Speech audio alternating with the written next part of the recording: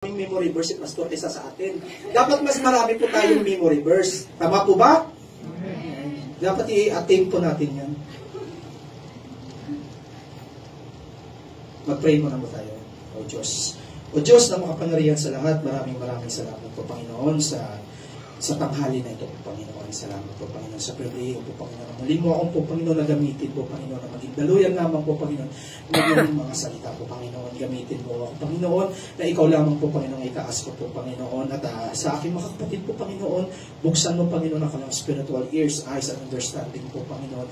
Alam ko po Panginoon ang kalubuan mo po Panginoon na maunawaan nila po lang lahat ng bagay nito po Panginoon. Kaya po Panginoon, binabalik ko po Panginoon. In Jesus' name we pray. Amen. Amen. Ang main verse po natin ay matatagpuan po sa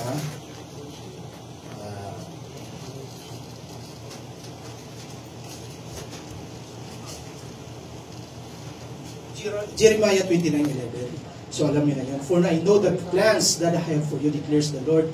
Plans to prosper you, not to harm you, but to give to you hope and a future. Di ba po?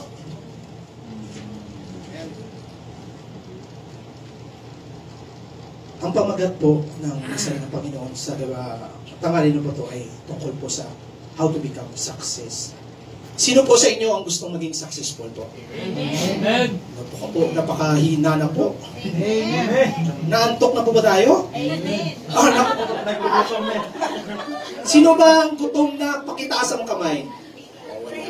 Gutom na to. Anong ibig sabihin po ng success? So, nagtanong po ako sa kaibigan kong si Webster. Sabi niya po, una, success, measure of succeeding po. Desired outcome. Pangatlo, attainment of wealth, power, and achievement po. So, whether we like it or not, money is very important for us. That's right? Amen. Hindi sila nag-iimit kasi hindi nila siguro kailangan yung pera. So, hindi naman lingid sa ating kalaman na maraming taong meron may mga utang. Tama ba? O, may mga utang na. Sino sa inyo ang may mga utang pakitaas ang kamay? Amen. Opo. Sino ba nanalangin sa inyo na mawala ang utang pakitaas ang kamay? Amen. At sino naman sa inyo nanalangin na mawala ang inutangan niyo pakitaas ang kamay? Amen. Walang magtaas ng kamay. Because that's the easy way to get out with it. Di ba po? Kaya ngayon, ang topic natin is about success. So, marami akong taong kilalang na successful, pero wala pa akong nakausap na ayaw maging successful. Di ba po? So, lahat ng tao ay gustong maging successful. Di ba po? So, bagong lahat, napaka-importante na kailangan muna nating unawain ang tamang larawan po ng success, sapagkat kung hindi mo alam ang hinahanap mo sa buhay, malamang hindi mo ito mahahanap. Di ba po? Di ba? Sabi ng ibang tao, success is just like Bill Gates. Kilala niyo ba si Bill Gates? Di ba si Bill Gates, bilyonaryo na tao? Meron naman nagsabi na ang success ay gaya ni President Duterte at ang ating presidente. President Duterte raised from humble beginning. Di ba po? So, naging powerful siya. That's right? So, ang ibang tao naman, sabi nila, success is just like Piolo Pascual. So, gusto niyo bang maging kamukha niyo si Piolo Pascual? No, hindi, di ba? Mahal magpa-plastic surgery. So, unfortunately, majority of these people or some people looking for success at the wrong places. Gaya ko din dati. Akala ko yung success nasa pera, nasa achievement, nasa power. Hindi pala yun. Hindi yun magbibigay sa atin ng kasiyahan. So, allow me first to present the wrong picture of success so that we can appreciate the right picture of success. So, paano ba masabi ng isang tao na siya ay isang matagumpay na tao? Pag siya ba'y may pera? Naniniwala ba kayo sa salitang experience is the best teacher? Ako po, medyo hindi po ako naniniwala. Because learning for other people mistake or experience is the best teacher. You cannot commit all the mistake in your life. Ika nga, huwag kang swapang. Ipatotoo mo kung anong nabago sa iyo. Amen? So, kilala niyo po si Kate Spade? Naku po, yung mga babae kilalang nila to. Kasi si Kate Spade po, mayaman na tao, bilyonaryo, negosyo niya na magandang mahalin mga bag. Ngunit, di ba, nagpakamatay. Si Robin Williams, kilala niyo po? Si Robin Williams ay Hollywood actor. Nagpakamatay din, nagbigti. Di ba? So, all of these people have so much money, but still they have never had enough money. Marami silang pera, pero hindi pa rin sila makontento. Huwag po tayong magpalinlang sa sinasabi. Pag yumaman na ako at pag dumami na ang aking pera, magiging masaya ang buhay ko. Hindi po yun. Whether we like it or not, all of us inside this room, are including myself, we have greed in our lives. Amen? If you have greed in your life, you never had enough money. May isa po akong kwento po na tungkol po sa greed na nabasa ko po. May isa pong, si Jose po pangalan niya, isa po siyang magsasaka. So, may amo po siya. 30 years na po siya nagtatrabaho sa amo niya. So, ang amo niya, malapit na po ma-expire. Ibig sabihin, malapit na po mamatay. So, ngunit, ang amo niya, wala na siyang mapaglaan ng kanyang kayamanan. Marami siyang lupain. So, sabi niya kay Jose, kasi si Jose yung pinaka-faithful na servant niya. So, sabi niya kay Jose, pumunta ka dito sa akin, sabi niya kay Jose, nakikita mo ba lahat ng lupain na ito? Lahat ng kayang maabot ng mata mo, ako ang nagmamayari. So, sabi ng amo niya, Jose, ang gusto ko lang gawin mo, pumunta ka dito, alas 6 ng umaga rito, kunin mo ang flag, tapos maglakad ka, tapos kung saan mo itusok yung flag na yon, sa'yo na. Ang kailangan mo lang gawin, bumalik ka lang ng alas 5 ng hapon dito sa akin at pirmahan mo para mapasayo na ang mga lipain. So, anong ginawa ni Jose? Sabi niya, di ba? Sabi ng amo niya, maglakad ka na Jose kasi alas 6 na ng umaga. So, anong ginawa ni Jose? Di ba? Naglakad si Jose? Naglakad ba si Jose? Kasi sa greed ng tao, di ba? Si Jose anong ginawa niya? Tumakbo siya ng pinakamatulin. Hanggang alas 2 ng hapon, napakabilis-bilis. Hanggang makalimutan niya na kailangan niya bumalik ng alas 5 ng hapon. So, nung alas 2 na ng hapon, naalala ni Jose na kailangan niyang bumalik doon sa amo niya ng alas 5 ng hapon para pumirma na kontrata. So, anong ginawa ni Jose dahil nakalimutan niya na? Alas 2 ng hapon, bumalik na si Jose. Napakabilis-bilis din. Dala niya yung plug. Dala niya yung plug. So, sa kanya ngayon. So, anong ginawa niya Jose? Kasi kailangan na alas 5. Makabalik na siya para pumirma sa kontrata. So, anong ginawa ni Jose? Tumakbo po siya, napakabilis po. Ngunit bago po siya dumating sa finish line, may matay po siya. At namatay siya. Ang tanong po, question po, may nakuha bang lupa si Jose? Finish line. Meron po, 2 by 2. So, underground po tayo. Hello! We love all this kind of person. Diba? Do you know Jose sometimes reflect or represent us? Diba? Sometimes we work so hard to reach the corporate of success. Then, when we reach the corporate success, we realize we face the wrong goal. Diba po? So, sunod po, power. Sino sa inyo gusto magkaroon ng power? Amen. Alam niyo ang movie The Lord of the Rings? Nakapanood na po kayo? Diba sabi doon, my precious. Sabi doon? Diba sabi ni Golem doon? Kahit gaano ka pa kabait, pag nahawakan mo po yung ring, anong nangyayari sa iyo? Di ba po? Nagiging corrupt ka. Di ba po?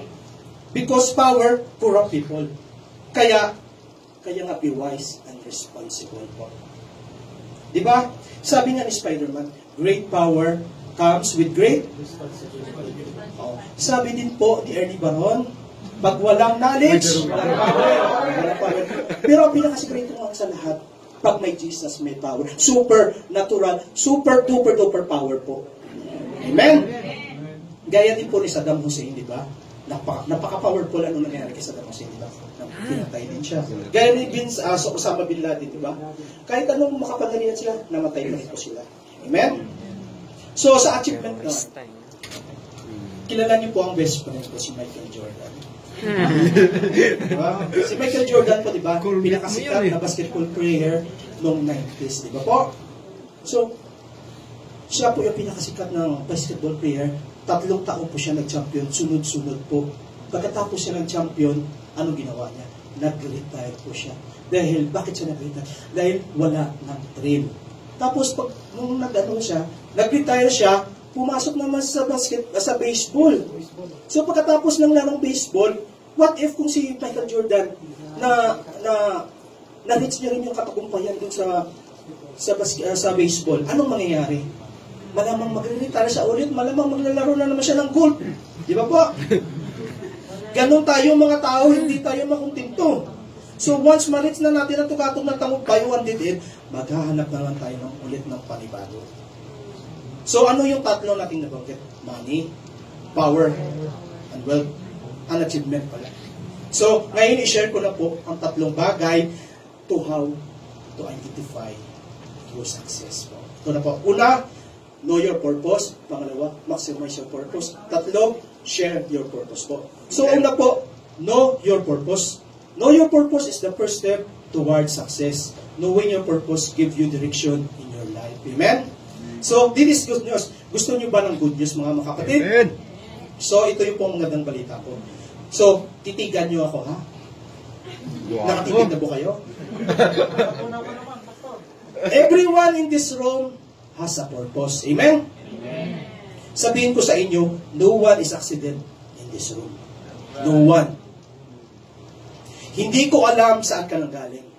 Hindi ko kilala ang nakaraan mo. Hindi ko kilala yung tatay at nanay mo. Hindi ko kilala yung mga magulang mo. Hindi ko alam kung anong nakaraan mo, kung anong pinagdusahan mo, kung na-child abuse ka, kung emotional abuse ka. Gusto ko lang sabihin sa inyo mga kapatid, dahil sa mga naranasan, sa mga masamang naranasan mo sa buhay mo, baka isipin mo wala kang purpose sa buhay mo. Baka isipin mong useless ka. Mga kapatid, ito yung totoo. You cannot change your past, right? Your past hurt, your past experience, your past mistakes, but ito lang ang ginagarantiya ko, mga kapatid sa iyo. You cannot change your future you can change your future by making the right decision today. Amen? Never ever think that no one listen to you, that I am nobody. I am nobody. Sabihin ko sa inyo, mga kapatid, kung iniisip nyo ganun, sabihin mo sa kapatid mo, if you think that way, you must disagree. You are somebody. Amen? Naniniwala ba kayo na may Diyos? Amen. Is God's perfect? Amen. Is God committing mistake? No. If God not commit mistake, you are nobody, but you are somebody. Amen? You have a purpose, mga kapatid. You are not an accident. So, nung araw na pinanganak ka, you are already a winner. Nung oras po na pinanganak ka, winner na po kayo. Papatunayan ko sa inyo kung bakit. 1 million out of million of sperm cells na lumabas sa tatay mo, ikaw nga ang lumabas, ilang milyon ang tinalo mo, panalo ka na sa buhay mo. Diba? Diba? Ikaw yung pinili eh. So winner ka na, mga kapatid, hindi ka loser. Tapos sabihin mo wala kang future. Nagsiself-pity ka pa. Kawawa naman ako, may mga iba talaga na naawa sa kanilang sarili. Kawawa naman ako, wala akong sasakyan. Puti pa sila, may sasakyan, nakukumute lang ako. Nadidepress ka dahil wala kang sasakyan. Kung nadidepress ka dahil wala kang sasakyan, mga kapatid, gusto kitang kausapin ngayon. Alam mo kung bakit? Milyong-milyong Pilipino ang nagko-compute araw-araw. Marami kayong nagdidepress, hindi lamang ikaw. Diba po? Naiinggit ka sa mga taong may sasakyan, hindi mo naintindihan kung anong hinihingi mo. Marami nga dyan may sasakyan ng tanong, ang tanong naman, bayad pa? Diba? Buwan-buwan hindi pawis ang lumalabas, kundi dugo. Nag-iisip kung paano bayaran ang monthly amortization. Di ba pa? Hindi mo na una ang hinihingi mo. Di ba pag ikaw ang sasakyan, siyempre, pag ikaw ang mayari ng sasakyan, siyempre, di ba, ikaw yung driver, di ba po? Tama o mali, di ba? Gaya ko po, ako yung may sasakyan, di ba? Ako din ang driver. So, alam niyo mga kapatid, mapalad ka kapag ikaw ang nagkukumute. O mas mapalad pa kayo kung wala kayo sasakyan. Mas mapalad po kayo, nagkukumute po kayo. Bakit? Dahil araw-araw, pwede ka magpalit ng driver. Di ba? At kung wala ka pasamot, pwede mong sigawan ng para. Di ba? Masama ang loob ko. Para, di ba? Kung ikaw ba ang driver, kung masama ang loob mo, PW ba sigawan ng sarili mo, di ba? So, naniniwala na ba kayo, you are somebody? Amen, di ba? Eh kung yung mic niya may purpose, eh yung mga speaker, di ba, yung aircon may purpose, yung mga upuan may purpose, tayo pa kaya? Di ba? So, araw-araw po kinakausap po natin ang ating sarili, di ba, pag-isip natin. Anong gagawin natin? Magdarasal, ubang Facebook. Ano ba yung susuot ko? Pula, puti, pink, ilalaki. So, mga kapatid, be careful what you build in your mind every single day. Dahil ang natutunan ko sa buhay na ito, kung anong pinapasok mo sa isipan, ay nagiging malakas po yan. Kaya huwag nating i-feed ang isipan natin ng negative thoughts. Hindi yan nakakatulong sa sarili natin. Because what you believe in life becomes the truth. Ito yung pinakamatindi. If you believe in a lie becomes the truth. Amen? So, do you believe? Do you have a purpose in life? Amen. So, alam niyo na ang purpose. Pero kung hindi niyo pa alam ang purpose ng buhay ninyo, at kung bakit nandito ka sa loob ng church ito, let me tell you this. Ito ang purpose at katungkulan ng tao batay sa banal na Biblia. Sabi po sa mga ngaral, chapter 12, verse 13, sa kabila na ng lahat ng ito, isa lamang aking masasabi. Matakot ka sa Diyos at sundin mo ang kanyang mga utos pagkat ito ang buong katungkulan ng tao. Amen. So, yung purpose natin kung bakit nandito tayo, dahil natatakot tayo sa Diyos. At gusto nating sumunod sa kanyang mga utos, i-giving to. Ano bang utos ng Panginoon? Diba? Simulat na sa Malakay 3:10, diba? Ibalik ninyo ang buong ng kapo. Upang matugunan ng templo. Subukan ninyong gawin ito. Upang buksan ko ang durungan ng lawi, buksan ko ang durungan ng lawi, at ibubuhos ko ang masaganang pagpapala. Diba? Sino ba gusto ng pagpapala dito? Amen. Sino pagpapala? Malakas. Ibig sabihin to, ang buong katungkulan ng tao is to serve God. Amen? So, alam na natin ang purpose ng buhay natin is to serve God. So, di ba sabi kanila, by knowing your purpose, give you direction in life. Amen. Di ba? Kung si God ang purpose mo, magiging masaya ka ba? Magiging masaya ka ba kung si God ang purpose mo? Amen. Malakas po. Amen. Amen. Magiging kontento ka ba? Amen. Pangalawa po, maximize your purpose. So, alam na po natin ang ating purpose is to serve God. Di ba po? So, hindi po para sa money, power, ang achievement po ang ating purpose. Kundi po para paglingkuran ng Diyos o to serve God. So, kung naglilingkod na tayo kay Lord, sabi doon, maximize your purpose. Dapat lubos-lubusin na po natin. Amen. Di ba po? Amen. Attend tayo ng prayer meeting, Bible study, discipleship training, Friday service. Dapat mag-attend po tayo. Dapat huwag tayong makontento sa isang minister lang. Di ba po? At dahil giving to, kung nag-offering ka na, dapat samahan mo ng tithes. At kung nagta-tithes ka na, samahan mo rin nag-offering. At kung nagta-tithes at offering ka na, samahan mo na rin ng love gift. Amen? Amen. Amen, di ba? Pangatlo po, give away your praise. Ano ba ibig sabihin ng give? Give. Diba? Ang give, diba? Bigayan. So kung anong meron kayo at maluwag naman sa puso nyo, magbigay po tayo, diba? Gusto nyo ng kalooban ng Diyos.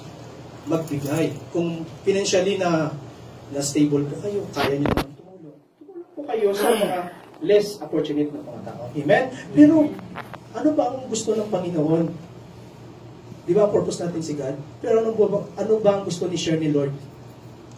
Alam niyo ba, sabi sa Matthew 28, 19 to 20, yun ang gusto ng Panginoon na i-share natin. Sabi niya, umayo kayo. Pakarami. Umayo kayo at gawing umayo kayo at gawin ninyong alagad ko ang lahat ng bansa. Bautismuhan mo sila sa ngalan ng Anak, Ama, Anak at Espiritu Santo. Sabi sa 20, ituro niyo sa kanila ang lahat ng pinag-uutos ko. At tandaan ninyo, kasama niyo ako hanggang sa katapusan ng sanlibutan. Diba? Napakaganda po. So gusto ni Lord, spread natin ang good news. Diba po? So thank you po, praise God po. Hallelujah. Lord, maraming salamat, Lord, sa mga salita, Lord, na binigay mo sa amin, Panginoon. Salamat po, Panginoon, sa tanghali na ito po, Panginoon. At ikaw lang naman po, Panginoon, ang aming kalakasan po, Panginoon. Ikaw lang bibigay ng buhay, sigla, at pagpapala ay nasa iyo lahat po, Panginoon. Kaya narapat lang po, Panginoon, ibalik namin ang pinakamataas na papurit, pasalamat sa Panginoon Jesus. Amen! Amen!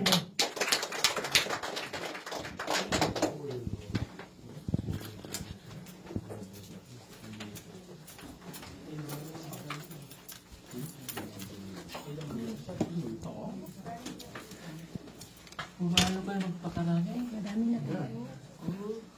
Pakarami ng... Didikit ako sa iyo. Didikit sa Panginoon. Tama yun. Kumayo kayo at magpakarami. Tama yun.